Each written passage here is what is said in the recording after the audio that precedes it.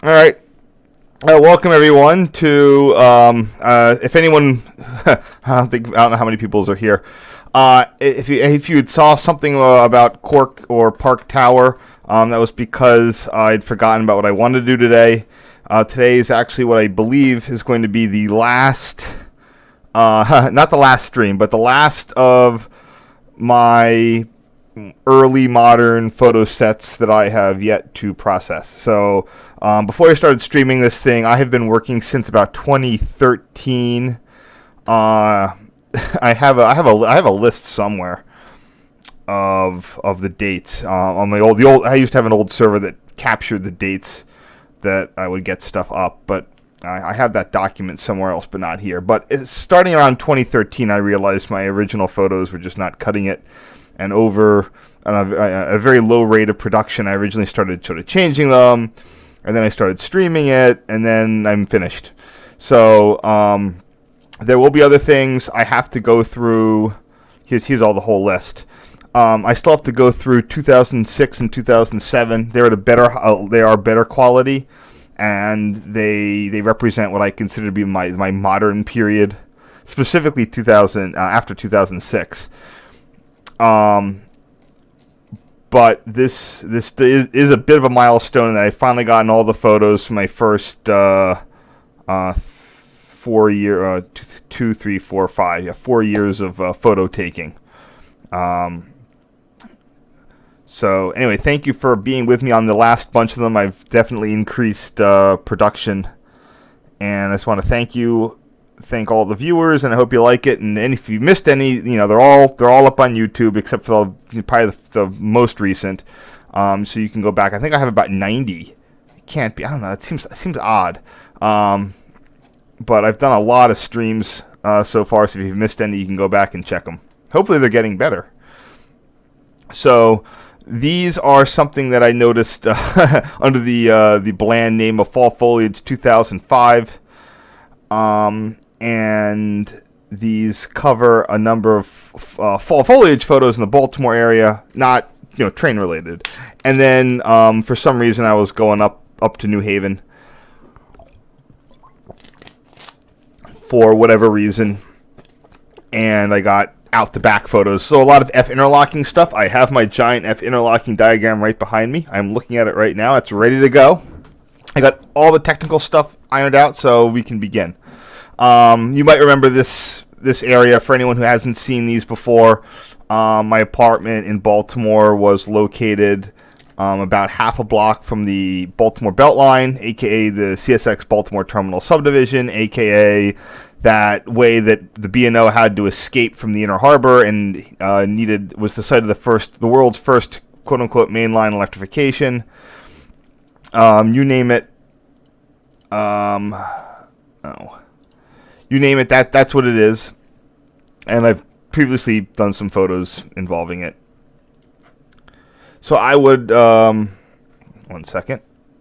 The process would be, for trains going east toward Philadelphia or Bayview Yard, I'd hear them call the signal Huntington Avenue interlocking. And because they were headed up the grade, I'd have enough time to dash out of my house, run down, catch the train. This is day or night.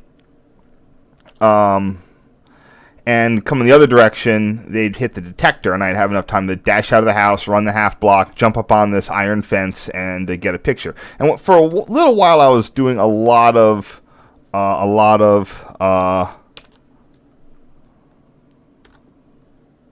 second.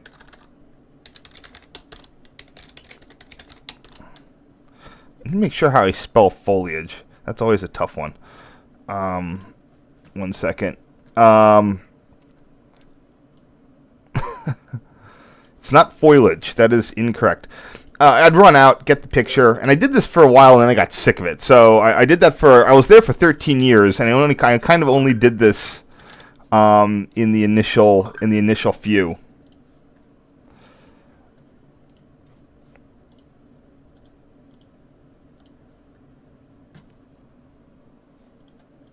Sorry about that. And I picked it up right before I moved.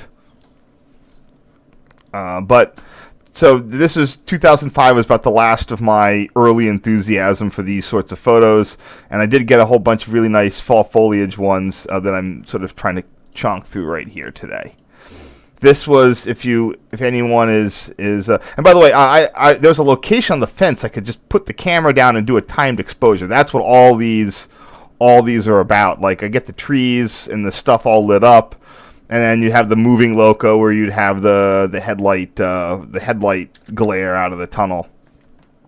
So that was the general my what do you call that? The technique. I think part of it was that I changed cameras. One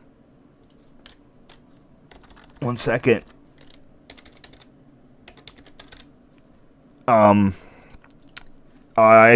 first camera was as crappy as it was, or as it was good for the time. As limited as it was also compact. And when it got a little too chunky, when my newer cameras were a little chunky and I couldn't fit them in where I could, that was another thing that sort of put me off doing this. But I think it's just that I got tired of it. Sitting every day by the scanner, then run down there. I didn't get anybody looking at me funny, but so the two tunnels. So this section of track, I keep saying it, but for people who haven't, if anyone's new, this collapsed in 2014 after a rainstorm, was completely replaced. It looks effectively the same, but it's not the original 1890s wrought iron. They completely rebuilt the street too. I mean, they dug it all the way down to the base level and built this giant concrete bathtub and backfilled it. So that's never going to collapse again. Pipe.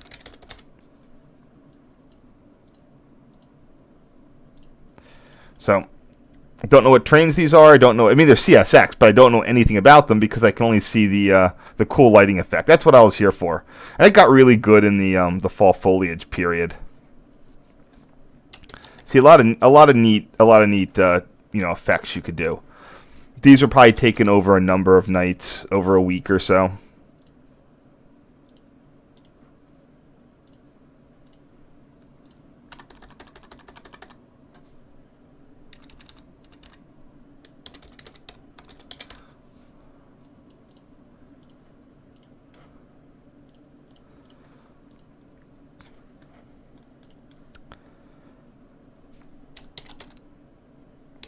I forget how long. I'd have at least a good week or two of the foliage before it would fall off, and you start getting bare spots.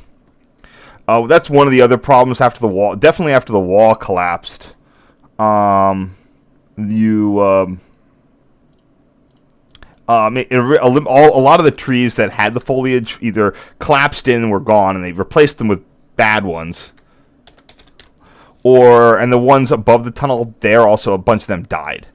So it just became way less fall foliage-y in the area. Those over there are still here, but the ones on like the street, they all collapsed in. Here's a better picture. This is the 26th Street between Charles and St. Paul.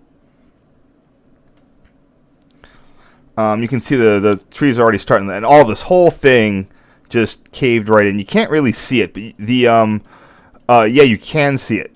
So it's not entirely obvious, but the sinkhole's already. If you go on Google Street View, you can see it as well.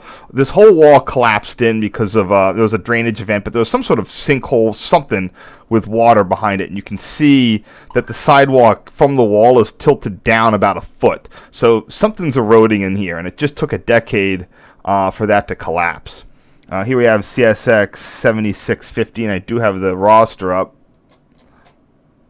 So we'll see what this is. These are C40-8Ws, of course. Not sure why I got this photo sort of misaligned, but whatever. I think I was aiming for the foliage more. 7650.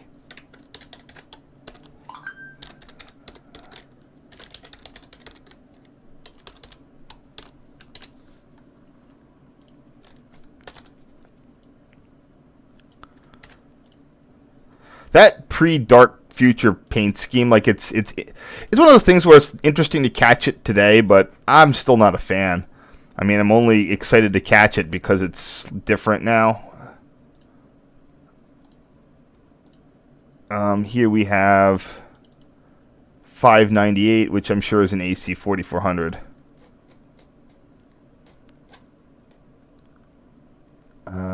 No, it is not. Oh, it's a different kind of AC 4400. It's one of the second to last ones before you start getting into the AC 6000s.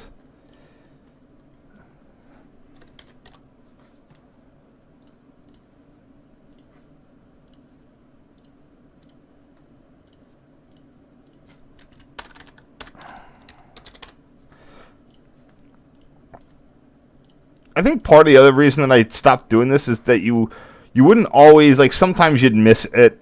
Occasionally, stuff, you wouldn't catch what the radio transmission was. Maybe you missed it, so you'd run out there and then there wouldn't be anything there. So, oh yeah, here you can definitely see the slope of the sidewalk. The low point is right there in the gutter. So whatever was happening right in there. And it just took another 10 years. There's some nice, all these trees started dying too. So that guy's already dead. Or you can't tell if they're dead. But all these trees, a lot of the trees in this block died. So you didn't have the foliage anyway. There's an old tree. It used to be there was a little garden thing. And then it just went collapsed into it. But you can see. It's a little hard to get it, but there's a slope that's headed right into there. So and that got worse over the years. That got much worse. Let's see how I can get this. There's a clear signal at Huntington Ave on the CPL. Those CPLs vanished in 2012. After that point, I was not, I didn't really care so much anymore, especially with the running out here to get pictures.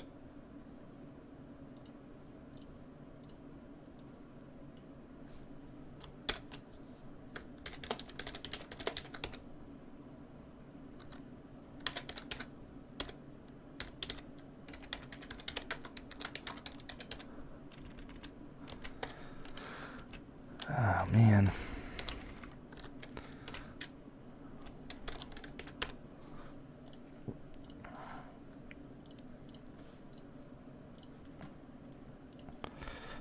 This is number 308, AC 4400, popping out of the little tunnel. I don't even need to crop these at all. I mean, because I would think about cropping that wall out, but given its historical significance now.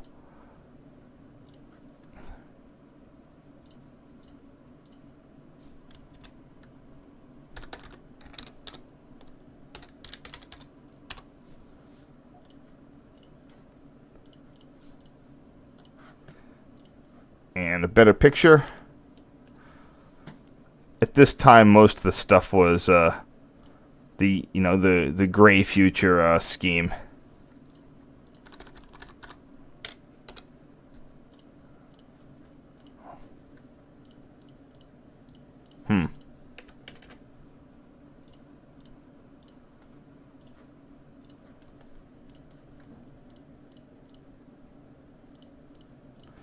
There we go.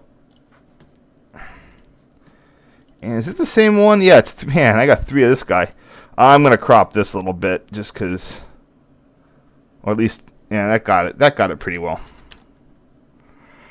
Because, get the trees as well.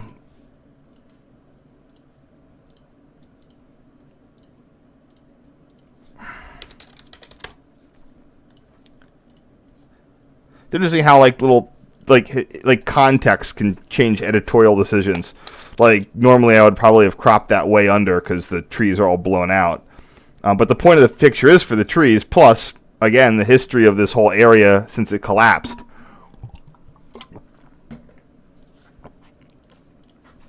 And I think this is, here we go.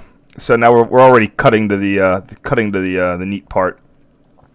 So these are just pictures taken at interlocking. This is right after F Tower was demolished. In that they, it wasn't demolished down to the foundation. It was demolished down to like the basement level. There's like a basement zone, and there's a foundation below that. So there's your F interlocking relay huts.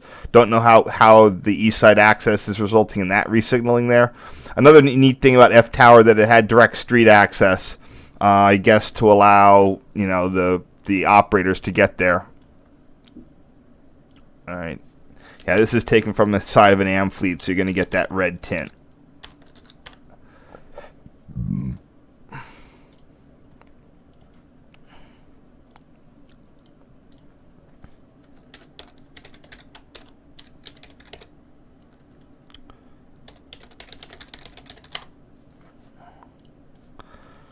Anyone saw me on Twitter today? I was out on the PR main line getting some photos of the two of the signaling locations. It's only a matter of time till that all goes Rule 251, so I've been being pretty proactive on getting pictures. Not the easiest place to get pictures. Pretty good now, just with the massive service disruptions. You have a bunch more time to do your work, but I still don't really feel comfortable out there running around as much because it's just so densely populated suburban. Urban and suburban areas both carry risks of people alerting the authorities to suspicious behavior just for different reasons. Rural areas are really where it's at for rail fanning, because the locals are all over those right-of-ways on their ATVs. So dudes with taking pictures is like, not in the universe of harm, it is pretty low. So the authorities don't really care because you're not on an ATV ruining the right-of-way, and the locals don't care because they're on their ATVs ruining the right-of-way.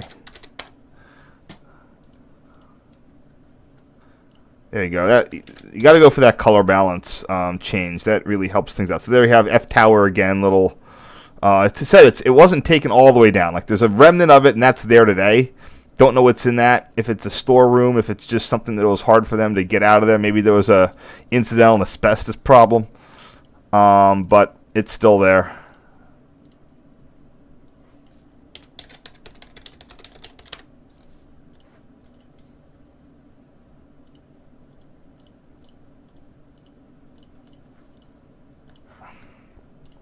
Here's where I have to go to my diagrams. Yeah, it's a shame that this all got east side accessed. Or that Amtrak / the LIRR, that they didn't. Whoever was in charge and pushing that stuff didn't advocate for position lights. So close. And LIR went with PLs for the Queens rebuild, for the Valley rebuild, but I don't know whatever 80-year-old guy kept putting that into the contracts. He wasn't there for the ESA, and it's a damn shame. That whole area position lit would have been just fantastic. So this is coming out of those are okay. We're coming out of line 1. Loop 2 is off to that track to the right. So that's going to make those I think those are autos. No, they can't be. I want to say they are, but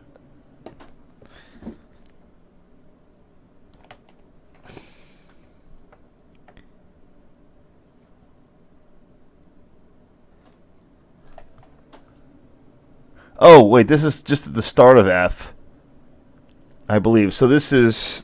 Okay, so that's not the loop track. This is going to be the 740E and the 734E masts. The diagram makes it a little difficult to figure out what's going on there. Yeah. Okay. Man. I really got to crank down the red.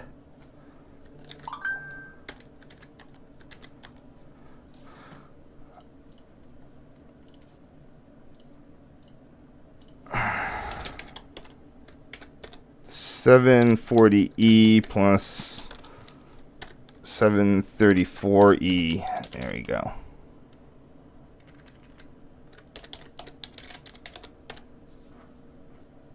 I'm going to start marking stuff at F as position light or not, just for future reference. For here again, this is the also it's with Herald having been converted to General Railway Signaling Model 5 Gs in the 1986 rebuild. F was still pneumatic all the way through the early 2000s. After the tower went, then at some point the M23s showed up. So these are the 741 and 743 switches, and then the other one is 735. So 741, 743, and 745. 43 being the closest. I think I entered the vestibule at this point. The extreme red tint in the other picture was because I was shooting through both of the from the inside of the coach. Oh man, I'm so angry with myself. I had a chance to get a business class ticket for $45 from BWI up to Philly, and I waited a day, and then the price went up to $60. $45 is ridiculously cheap for a business class seat, and I just wasn't 100% sure on the time. With Amtrak's all their new cancellation policies, I hesitated on the ticket, and the price jumped. I'm not sure what I would have really done with it.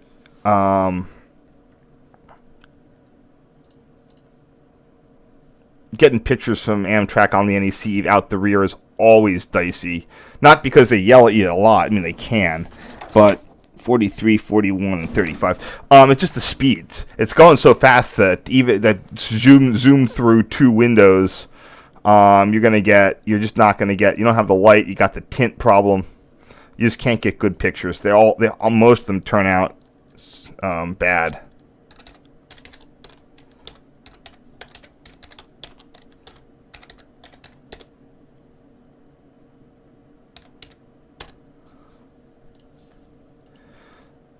But I really should have jumped on that, and I was an idiot. That's the problem. It's there's a lot. I mean, there's a lot of stuff. The Amtrak's pricing scheme these days is just ridiculous, and it's intended to get you to click first and then not. See, that's what I can't stand.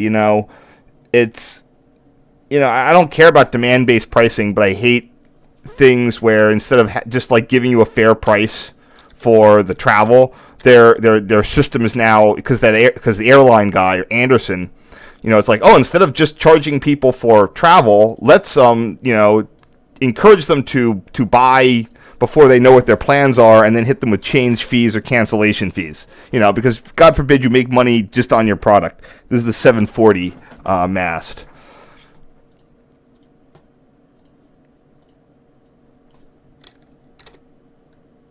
That's why I fly Southwest. I don't care if it's slightly more expensive. It just give me a fair price with fair policies.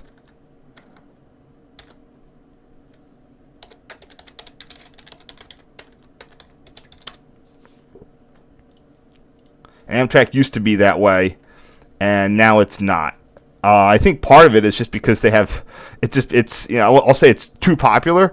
It gained in popularity. They didn't have to compete on not screwing over the customer anymore. It's a shame. This is going to be the it's an auto EL4. Doesn't look like, or maybe it's not an auto. Yeah, the diagram says it is. If it's not an auto, it's 50E. Yeah, look. Yeah, no, that's a Harold. It's a safe train style. So that's going to be the 850E. 8 is the prefix for Harold interlocking. 7 is the prefix for F.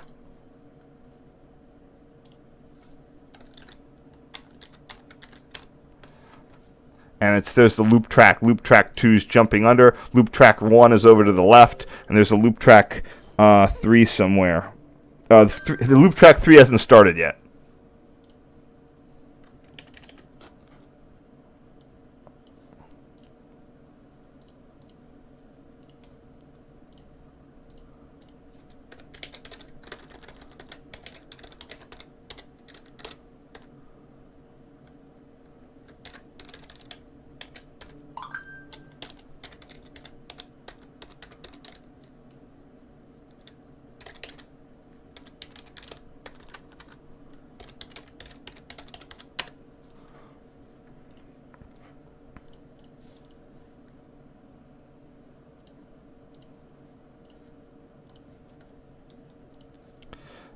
Here we are on this is the typical route that Amtrak trains take through Harold. Yeah, there's the 850, the initial section switch there. So we are on the 845 switch right now.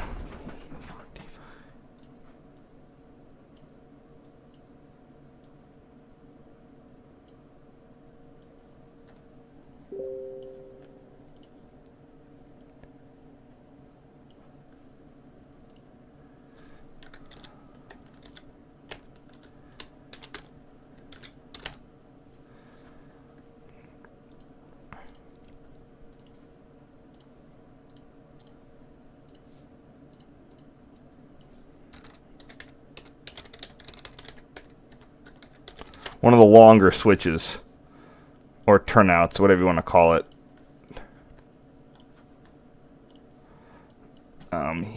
Here we are coming off the 845.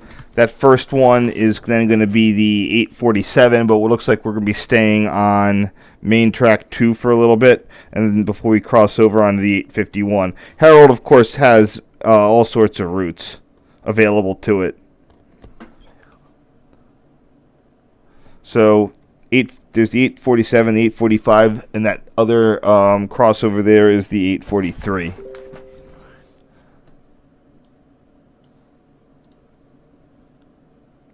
So easy when I have the full I have a diagram for this. It was just partial. It only listed like some of the switches. It was for Amtrak employees, so it probably only listed the switches that Amtrak's trains actually use. And then, but every so often I'd have to go, when it wasn't covered in the script, I'd have to guess, and it was horribly awkward. But I didn't realize this Amtrak NJT diagram, or the NJT diagram, would have such great Amtrak stuff. 47 switch, 845, 843, is it 43? Yeah.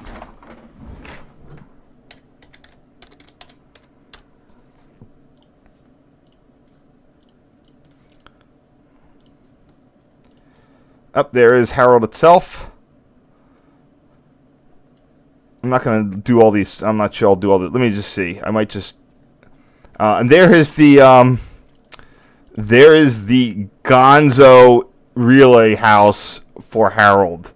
It's not like the old tower was around there, and it had a Model 4T. It had an EP machine, 1911 vintage EP machine. Pretty big interlocking, but it was just it was just a big crossover.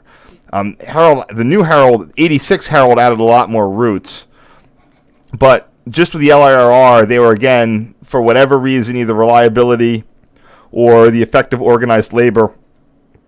LIR, kind of stayed with relay based longer than others, and relay was still a pretty worthwhile technology even in the 80s. NECIP, most of those plants are all relay. The Conrail PR main line, I got pictures from those, from someone got pictures of inside one of the relay huts that after they got scrapped out this past couple of years, they were all relay. So this just shows you like the size necessary for, Harold's all relay plant. That's just insane. It's not even, it's not a double wide, it's a 6 wide. 1, 2, 3, 4, 5, 6 doors. This is not counting that one. They're behind it. Each of this side has 6 entry doors. That's bonkersly huge. And I don't think that they're getting rid of that. I mean, they've been doing east side access stuff, but it hasn't really been affecting the core of Harold. So this is just really cool.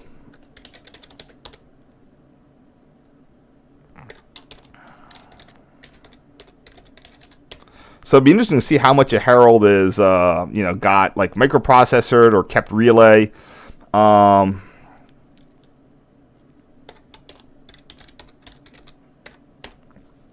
For example, I know that when the L route went in on the NYC subway with the CBTC, the interlockings and stuff are all still relay. So, And that was a 2003 contract after the NYCTA had installed a trial non-relay interlocking. A lot of that, again, for for NYCTA, there are relays. There are reasons to stay with relay. If you have the in-house expertise and are willing to absorb the labor costs, it makes you independent from signal providers.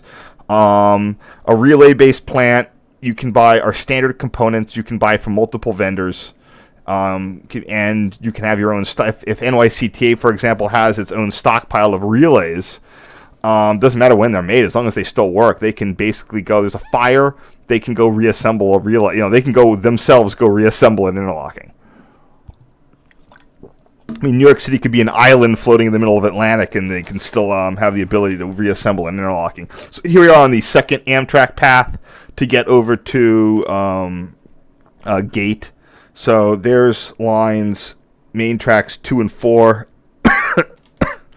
and we are heading over onto via switch 855, sort of a Y switch, onto Hellgate line. Oh no, yeah, we're heading over from. There's 3 tracks, main 2 and 4, Port Wash, and then this is sort of the Y switch. If we had gone over earlier via the 813, we would be on that other little route there. So this is the 855 switch, plus an M7.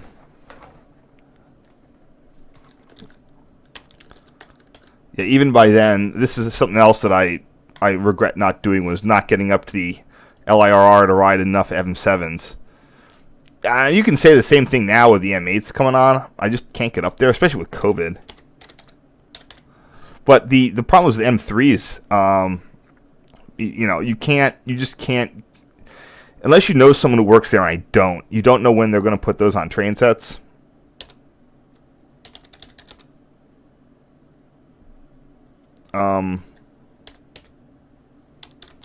So you have to go and, get out. You have to get the ticket on the midnight train going anywhere. You got to just hang out at Penn Station, and you have to wait headways, and it just becomes a real pain.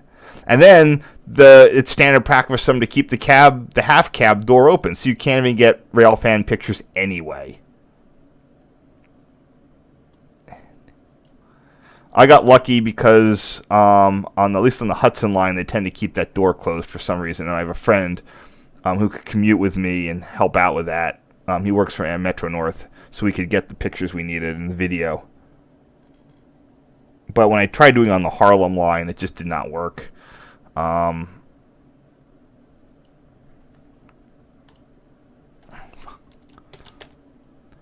So here we have the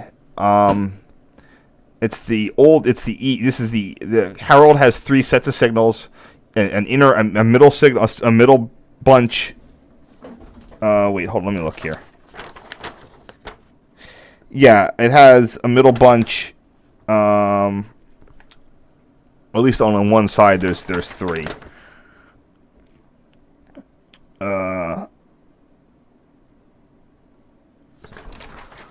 So this is the south. It's the, what do you call it? Westbound signal bridge, but it's the south one. So it has 6, or it used to have 6.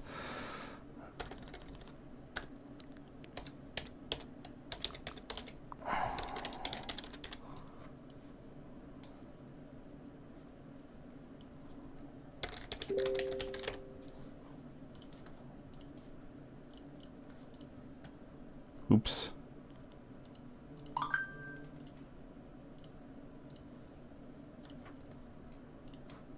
And we're at New Haven. So I got that little bit. That's good.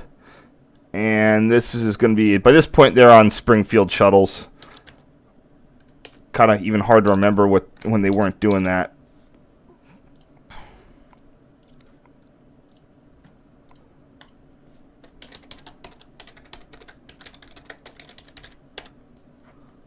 Now, one thing that I don't know how I would go about doing. I don't know what I'm doing. I have a bunch of photos that are film, and I have all the negatives. So I need to get those transferred at some point. So, again, if you're anyone who's worried about streaming content, for those 5 of you who really like these streams and who are worried about that I'm going to run out of content, at some point I will go to the film archive, and I have a whole bunch of neat stuff from the film era. Not that much. A couple, maybe 500, because back then it wasn't a lot. Something on the order of like maybe 500 photos that I took. And that's where a lot of my New Haven stuff and a lot of Weirdo Tower stuff's in.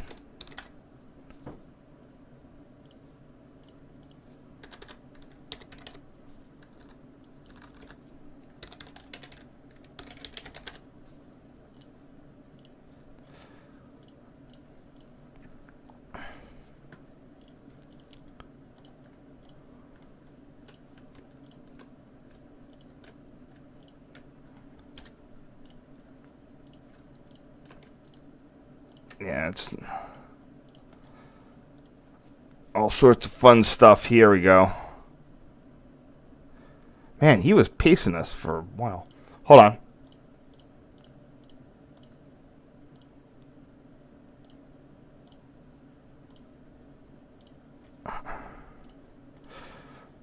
Whatever happened to the New Haven Jeeps? I think they're still. Oh, that's right. They got repainted into the goddamn Coke Zero configuration. It angers me that they had to pay someone to do that Coke Zero thing. Oh, this is when the Shoreline East cars were still the VRE painted. So they got a bunch of Misfara. I think that's Brazil coaches. VRE did, and then when VRE upgraded to gallery cars, they kicked the single levels down to the Shoreline East. Yeah, the McGinnis scheme looks really sharp on those GP40s, and looks nice too. They got worn out and they're falling apart in the last bunch of years before rebuild, but they looked sharp, especially here. That paint scheme is still really nice and fresh. So this is 6698.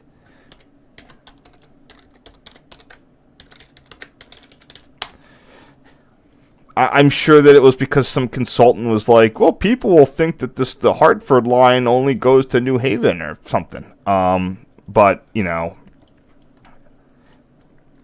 it costs money to come up with that Coke Zero theme, and you could have just kept the existing McGinnis paint job.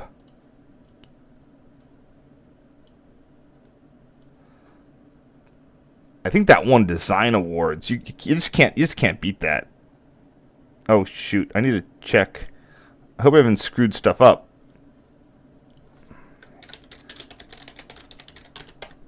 Supposed to not have any questions today. Usually I get a whole bunch of people asking questions, or at least telling me that I made the screen go black.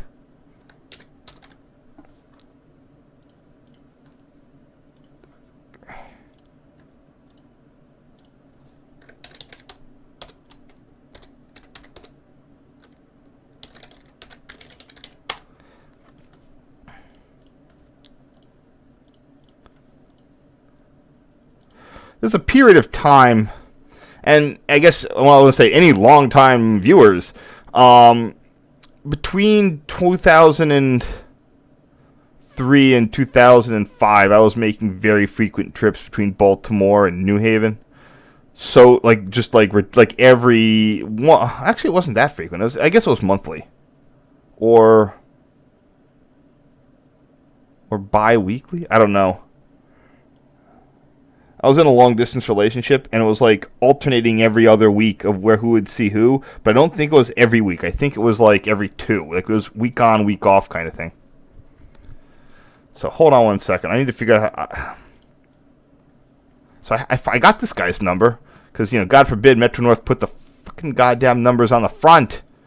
Jeez. Wow. Okay, so I got lucky there with a number, but I don't know, how many... what this is. So these look like M2s. Alright, let's see what I'm going to do with this. See, I don't even know where this is. It's 4-track. Hold on. No. Okay, so it's somewhere near the Walk Bridge. Man, I missed that flying beam catenary. That stuff was neat. Okay, don't mind me. I gotta go and find out what town to label this as. Norwalk. It's going to be somewhere in here.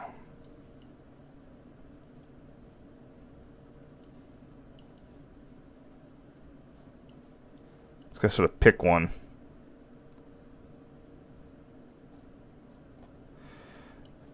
Connecticut has like these surprisingly large towns. It's a very oddball system. They have their counties are practically do nothing, but their towns are very large. I don't know. All right, I'm just gonna. I think it's. I'll just call it Greens Farms or something. Or just Westport, I guess. Yeah, it's the town of Westport.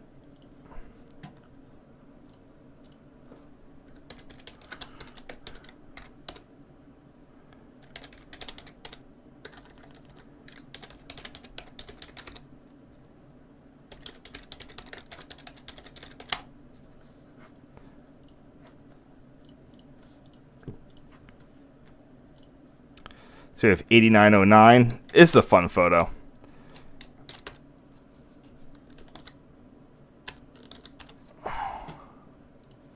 Doubly neat because you have, I don't think, that might be a conductor, but that's probably not. Probably just some dude.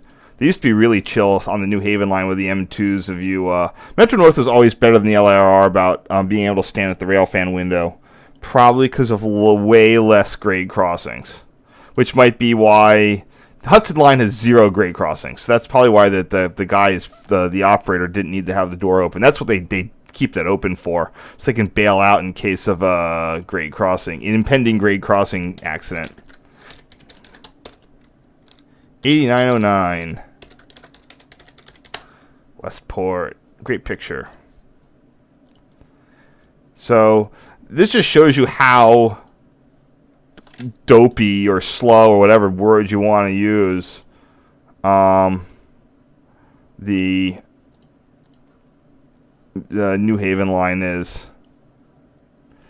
Just because, you know, you'll just pace a local. On an Amtrak train, you're basically... Here's a wild thing. I was on a Super Express, the 509 Super Express, which may or may not still be a thing. And we made it, the Acela, let's say the Acela was timed from Penn Station to New Haven at 75 miles and something on the order of, oh God, I can't remember what it was, you know. Something between like 71 minutes, like 81 minutes, 91 minutes, something in there. And the Metro North Express was scheduled to be like slightly faster. This is like stops at Stamford, Bridgeport, and like Southport, Milford, and New Haven. This is before they built that like West Haven station. And the neat thing, like the thing was, like, you know that, you know, like this guy, when we were on that part past Bridgeport, he was hitting the 90 mile an hour overspeed constantly. You could hear the bell go off. But the line was 75. You know, Amtrak, they got to poke around at that 75, but the Metro North people kind of probably know when they're doing speed tests and whatnot. So they just peg it because it was all L stops. After Bridgeport, everything was an L stop. That means I could leave early. So, oh wow, the picture from the Saga Bridge is this one that I'm editing right now. I uploaded it to Wikimedia. Crazy. SS52 Saga. Oh man, that was one of the... I mean, I was just talking with the guy. The guy was really nice, but I was just sit here and you'd hear him. It was like a cab signal whistle, but we were on clear signals. And we were just blasting it, and he'd hit the thing, and then he'd have to throttle back, but he wasn't throttling down like a signal hit.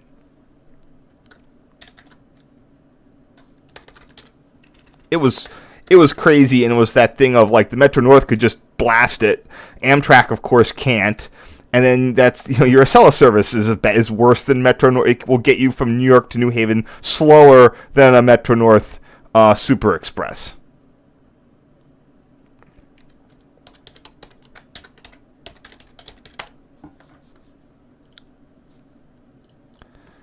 That was a pre-digital ride. That might be... I could say that that's this is Westport Station. I don't know if that was the day that I went down to ride the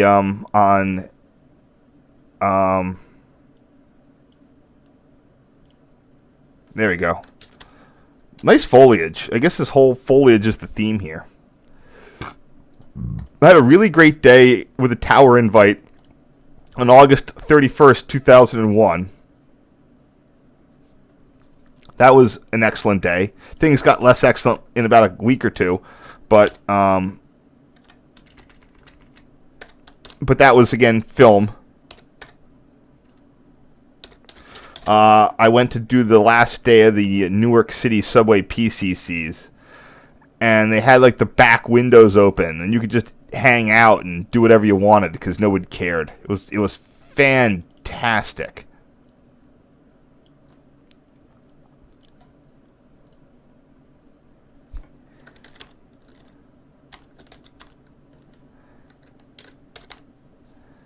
I can't remember the last time I had an absolutely fantastic, like, rail experience that wasn't like a museum. You know, like something where it's live in service. The SEPTA Silverliner farewells definitely fit in that category. Well, most of them, not the one where there was union issues, and then they ruined it.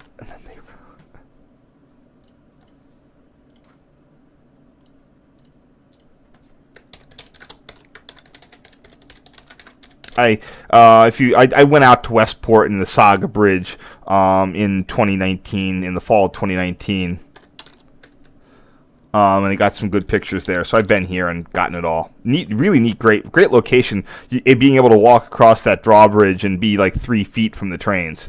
I mean, not 3 feet, like 6 inches. You can hold your hand out and give them a high five.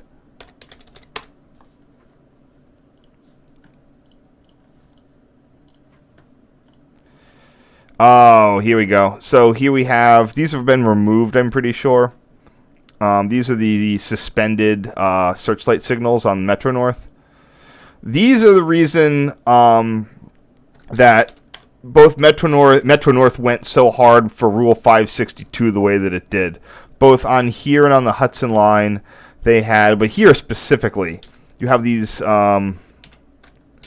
suspended signals that I don't know. I mean, they used to be the semaphores too, but I have no idea how getting up there to change bulbs and stuff, especially with the electrification, that had to have been a major problem.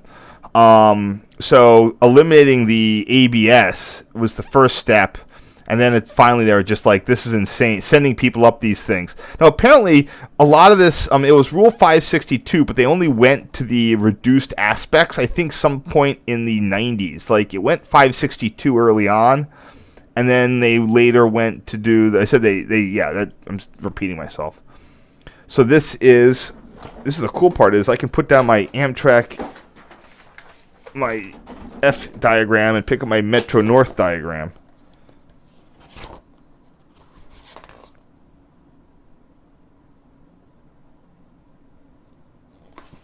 Oh, it was actually on the right page, too. Or was it? No, it was almost on the right page. So, here we have, that's the, this is going to be SS 45 Walk, because it's on the other side of the bridge. It's not SS 44 Burke. And we are looking at the 24 switch, the 10E, and we got what do you call it? The 20E, 10E, and 30E derails, and then the eastbound signals, or westbound signals. It's 24 switch plus 10E derail plus 20E. And the 30E.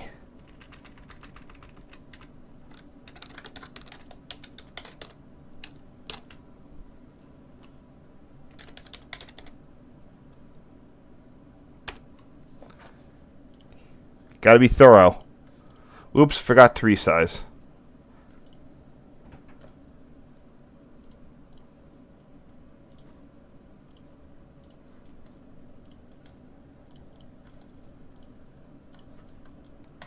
That local keeps hanging around. It's still this way today. It is so slow. That's when they said that they needed to replace the catenary to improve speeds, I knew it was a lie. You know, at least with the old catenary, it was interesting to look at. Didn't make a hint of difference. Same with it's the same thing you hear about the PTC. Oh, it's going to improve speeds. Nope. No, that's not entirely true. On the BNSF in Transcon where they just took the ATS out of service. There are a couple areas where it was only in service in like one direction, and now it's 90 miles an hour in both directions. So it's better, I guess. That's the 12 switch there. Oopsie.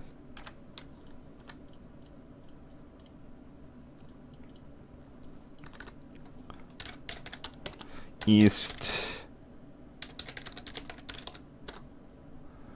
Looking westbound. Eastbound, I mean. Okay.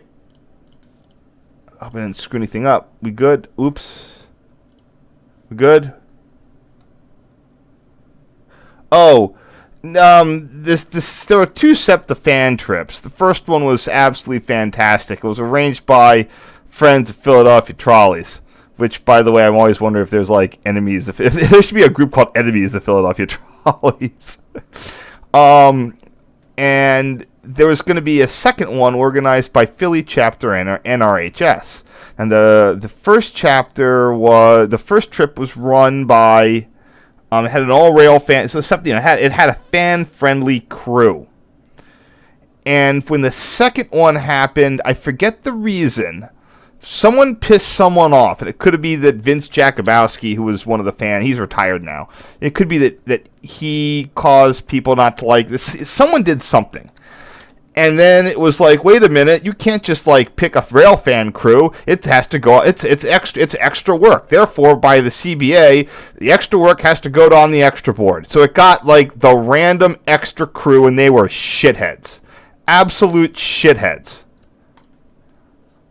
Like, in the first one, you had people in the front cab, you had people in the back cab, you had people out the side windows, and all of that, they did not let you do anything. I got some stuff with the side window, but they eventually caught me.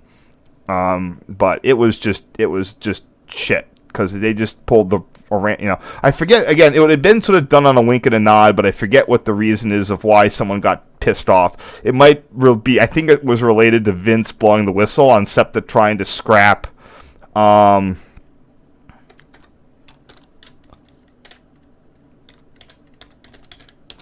scrap the historic fleet. They're not owned by SEPTA, they're owned by the city.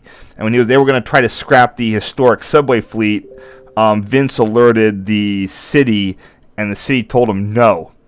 And they knew it was Vince, and I think that was one of the retaliations against him. But I could be confusing that with another story, because he got into a minor rules violation after that, and they also like screwed him for that one. So I could just be forgetting like what one it was.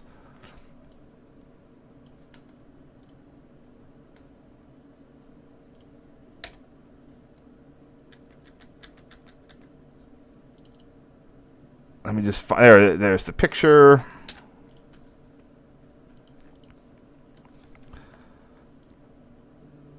You can see them already starting to put down the stuff for the catenary changes. So that's Walk Tower. That replaced the mechanically operated SS-44 Burke and the cabin SS-45 Walk. Walk and Burke are odd.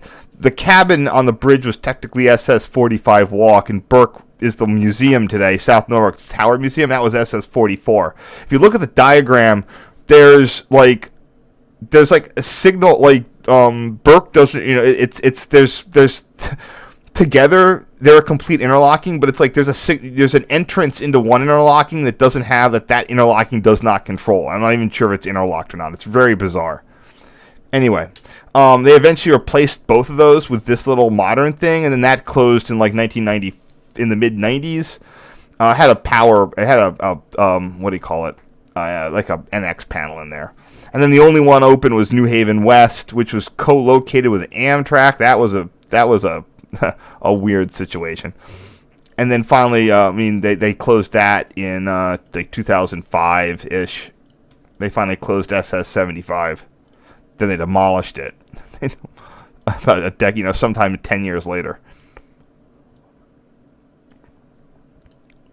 So these are, we're looking at other side of the bridge. So that's going to be the 13 switch and the 21 switch here.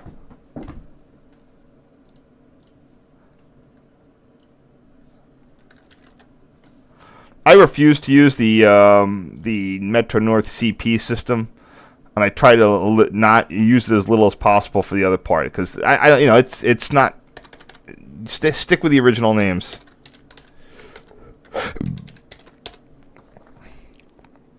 1321. Oops.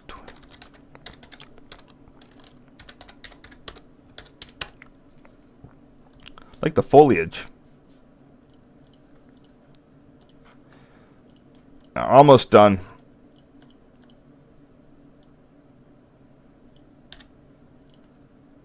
And it's going to be a short set. Just got 9 left.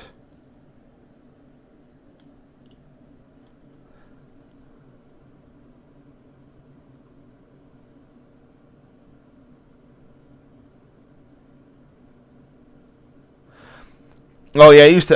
No, this was just a specific incident of just screwing up the one fan trip. So.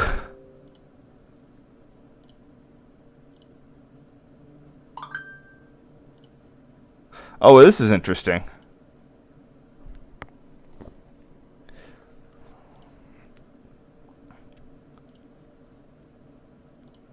Yeah, they were doing some weird work at the walk interlocking, or what was Metro North walk originally Burke. This was all Burke territory.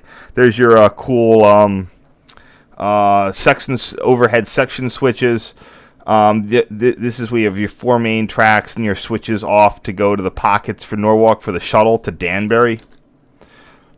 That's one of those things I keep saying that they need to get better service. Like, if they electrified up to Merritt 7, they could use that as an intermediate terminal.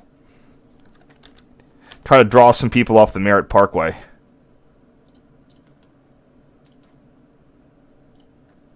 I don't even know where I had...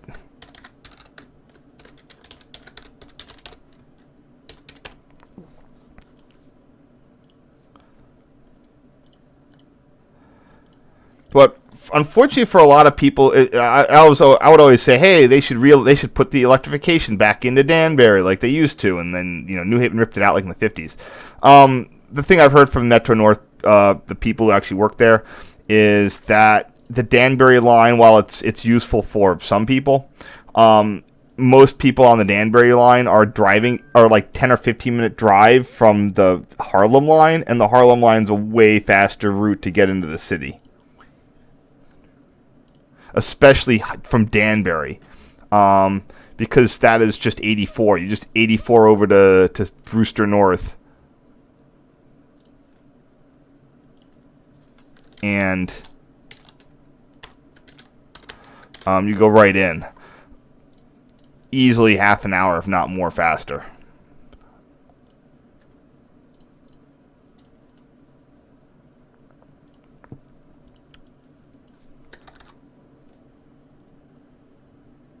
One second.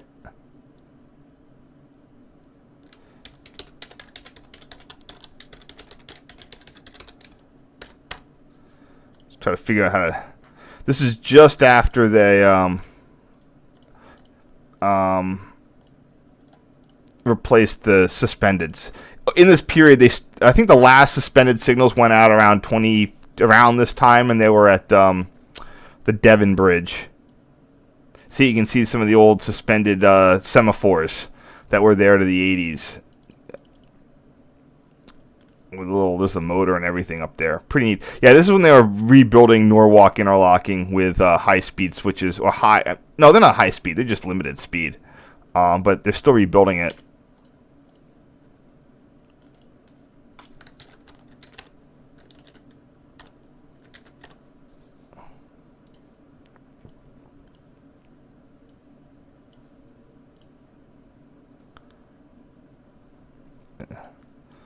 Hard to tell what's straight here, what isn't. All right, good enough. So this is going. That would be the new 21 switch.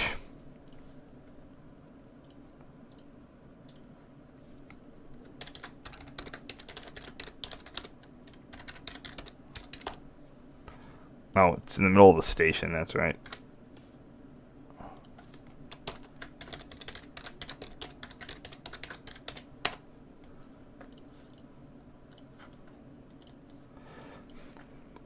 This was also part of SS-44 Burke.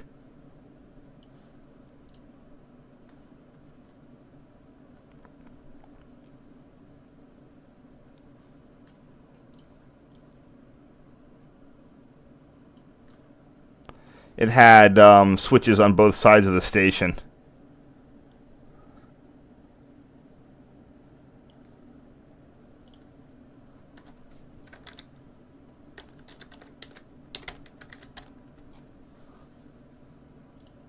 Sorry, I'm sort of running out of stuff here. I got a little bit more in a second.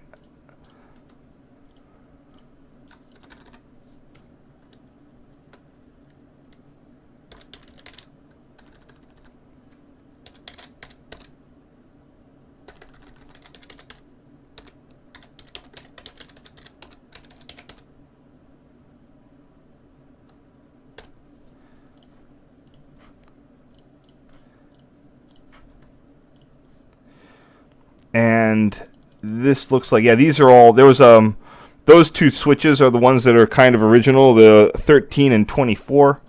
And this had all been taken out when they put in this new, the 12 switch right here.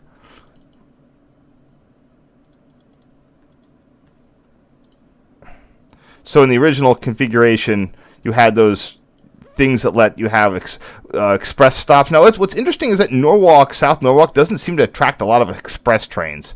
You know, things will stop at Stamford and they'll stop at Bridgeport, but I don't know what's about Norwalk that it seems to have been bounced as an express stop.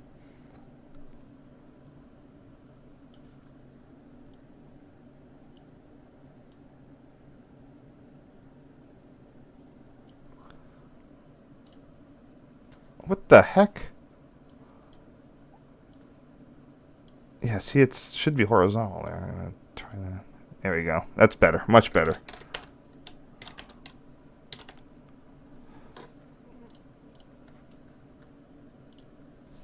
There we go.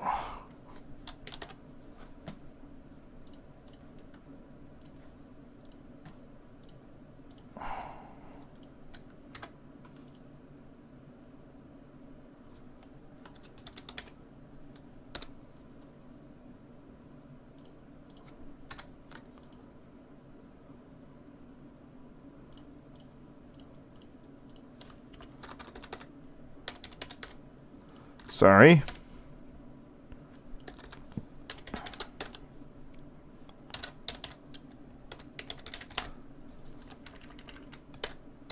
Sorry about the dead air there. I'm sort of running out of stories here. At least in this part. There we go. Back to Harold. Let's check questions. Questions. Which one? Which question, Brian Moore? You answer while I do this one. I feel like I did this picture in a recent set, but I forget which set it was. Oh, yeah, the Boston set. I just did this picture like 2 weeks ago. Hold on, let me find it. No, it's not there. The Fenway Park.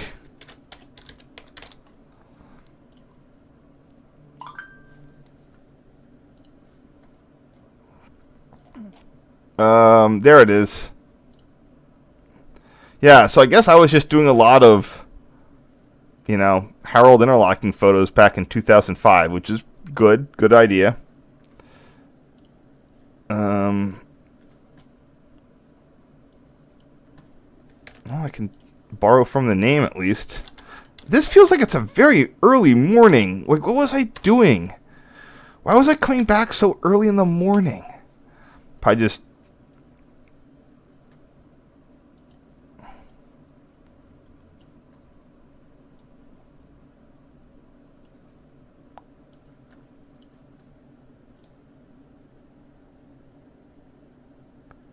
This is like the same. I'm just going to label this the same thing and just call it morning.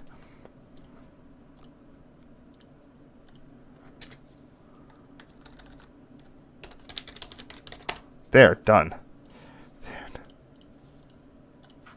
Got 3 more. There's Q Tower, still in service with the 1911 Model 14 machine. Oh, I don't know how to make this one. I want to get both of those elements. I'm just going to have a bunch of black bars in it, I guess. Kajunk. That is an auto in Harold E34. Oops. Probably 3.4 miles or something from somewhere.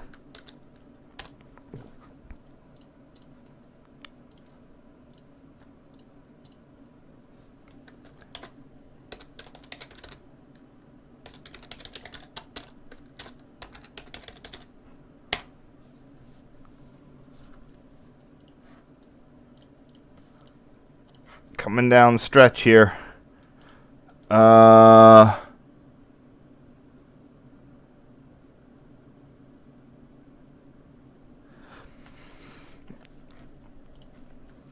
I mean, yeah, electrification is fine. I think it's, I don't necessarily trust it to be like the RTD is a fun system, but at the same point, it's sort of blah. So I don't know what we'll have to see. I mean, I think we could definitely see some. So there's 2 things. First off, J.P. Morgan financed the whole Denver project, and they did a study that showed, or J.P. Morgan basically said if you're going to build a new commuter rail, you should electrify immediately. Parsons and all the people who do the consulting and the typical construction work, they will always pitch do a diesel and then come back and do electric. And it's pretty clear that if and when these systems go forward, they should be electrified from the outset. If you're doing a real system, not just like a one-off commuter rail. At the same point, that's from a cheapness point of view. If you have a city, let's say Atlanta, funds a sales tax and has X billion dollars a year to build commuter rail and stuff, they should probably they should electrify from the start. But if you're just going to be adding to existing systems or whatnot, yeah, I'm not sure. I think Metra could definitely probably electrify the Rock Island. MBTA needs to, but they have a major constraint of not having any place to put an electric shops. It's a long story.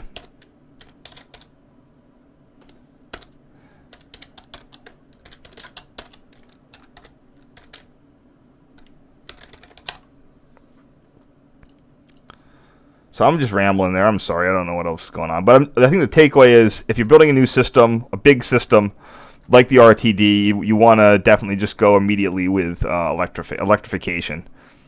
It's a modest... If you're building a lot of, again, greenfield lines, the cost is modest at that point.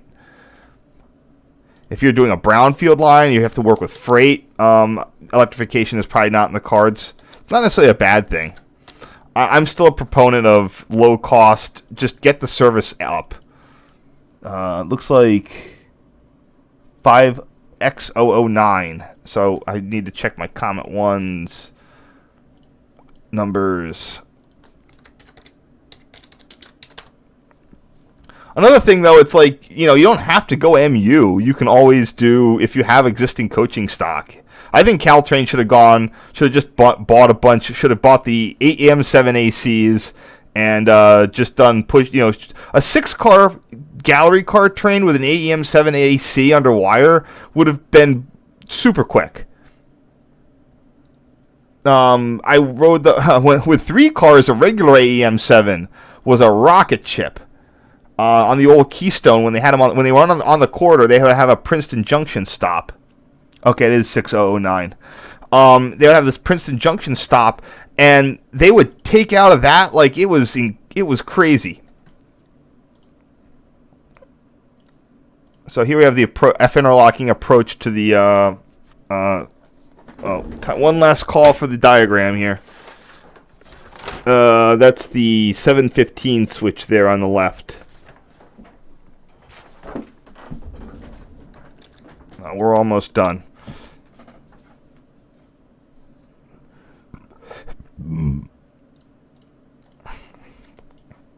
So I think the smart move would have been for Caltrain to, see if it see what it could do with the AM7 ACs, or just buy some new Alps or whatever, or buy the ALP 44s, the ones that NJT basically like are fine, but just decided to mothball.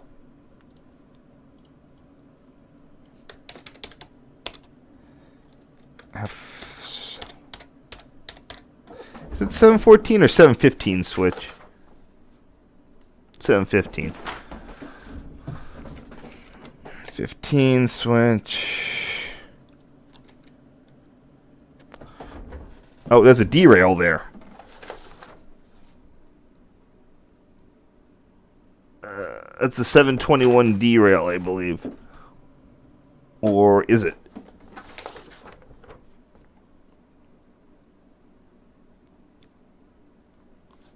Looks like 717 derail. Yeah.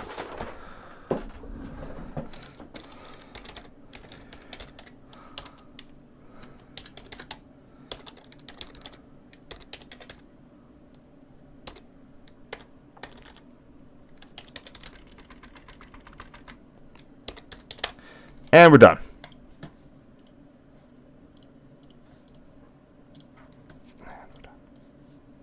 All right.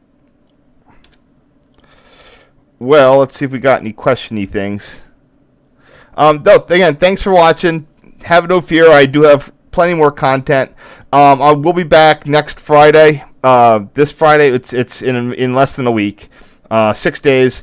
I'm going to be doing some of those remaining Cork photos with some renames on that. I'm just trying to get a whole bunch of stuff renamed before I get it onto Google Photos before they put the account limits on. So I'm going to be doing a number of Cork interlocking interior photos again. And I have others, including park interlocking and some other stuff. So I'm going to get just a lot of renames next week.